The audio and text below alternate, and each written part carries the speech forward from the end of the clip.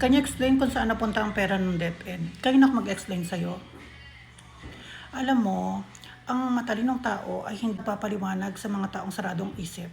At kung sakaling mag-explain sa'yo or explain ko sa'yo, makikinig ka ba? Maitutuwid ba ang iniisip mo?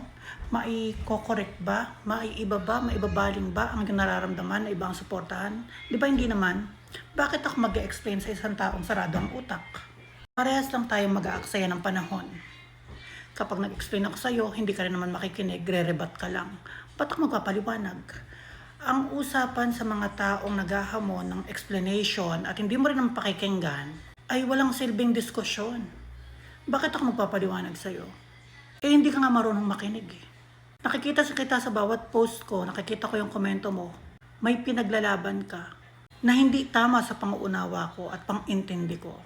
So kapag nagsalita ako ng kahit na ano, pag nag-explain ako, anong gagawin mo? Maniniwala ka ba? Di ba hindi ka naman makikinig? Bakit ako mag-explain sa'yo? At wag mo akong provokan ng away o diskusyon dahil wala akong panahon sa mga taong sarado ang utak at hindi marunong mag-isip.